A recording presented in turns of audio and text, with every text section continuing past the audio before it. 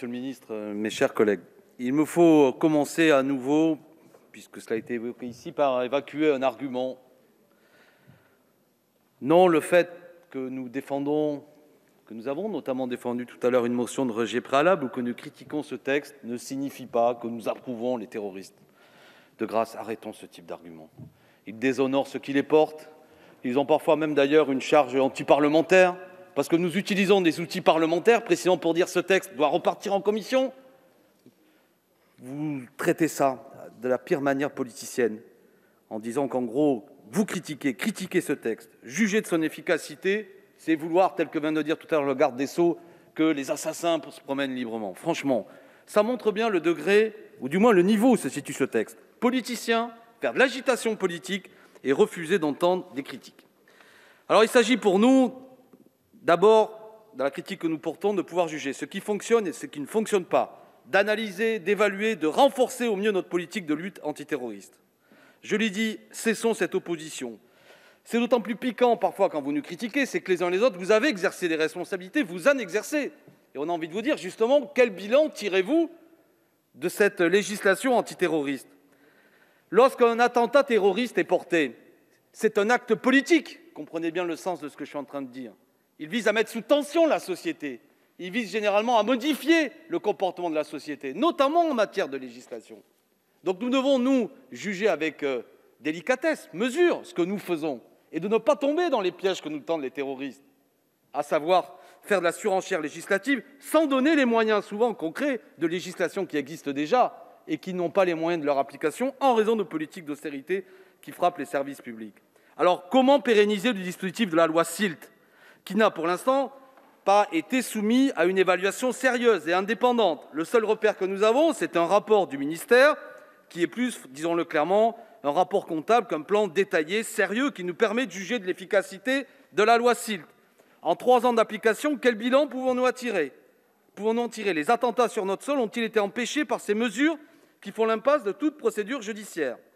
On a parfois l'impression que la légalité de l'État devient illégitime, puisqu'il faut agir, s'agiter, sans juger de l'efficacité des lois. Cela a été dit, j'insiste, depuis 1986, 16 lois antiterroristes ont été adoptées. 16 par vous, généralement, les uns et les autres qui vous êtes succédés au pouvoir. Quel bilan tirons-nous de ces lois ? Ont-elles été efficaces ? Dans la mesure où les attentats ont continué d'exister, il me semble qu'on peut juger et discuter sérieusement des stratégies qui sont mises en œuvre, monsieur Ciotti. Non pas d'un côté les laxistes, mais de quelle stratégie pour être efficace contre le terrorisme ?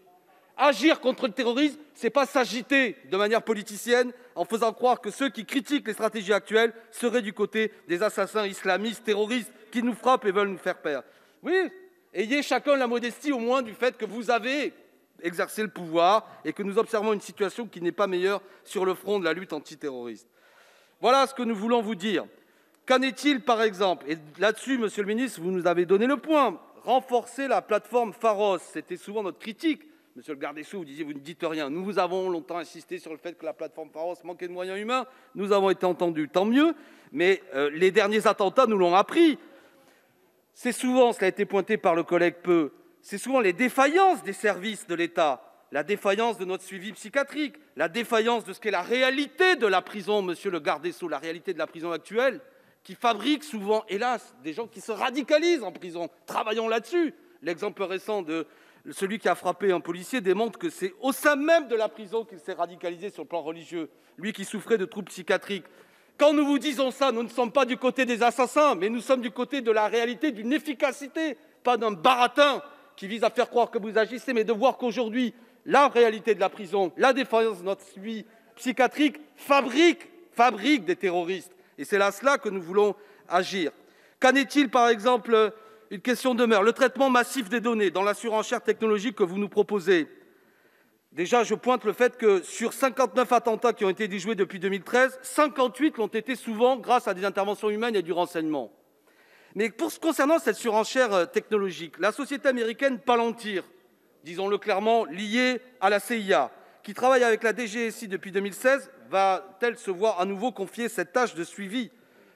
Si tel est le cas, nous ne pouvons nous inquiéter que d'une certaine ingérence. Enfin, concernant les visites domiciliaires, notre position reste inchangée. Un rapport du Sénat nous indique qu'entre 2017 et 2019, Sur ces 149 visites domiciliaires que vous voulez continuer, une seule a permis de déjouer un attentat terroriste. Bref, vous l'aurez compris, l'ensemble de nos critiques, notre attitude, ne se situe pas du côté du soutien des terroristes. Le style c'est l'homme, monsieur le garde des Sceaux, le vôtre, indiscutablement, est assez reconnaissable. Je laisse ces arguments simples aux esprits simplistes. Pour notre part, derrière l'agitation qui est la vôtre, je vois que vous riez, au moins vous êtes de bonne humeur. Nous pensons que précisément ce texte affaiblit beaucoup de choses. Oui, affaiblit. Vous êtes un ministre faible, monsieur le garde des Sceaux. Monsieur Corbière,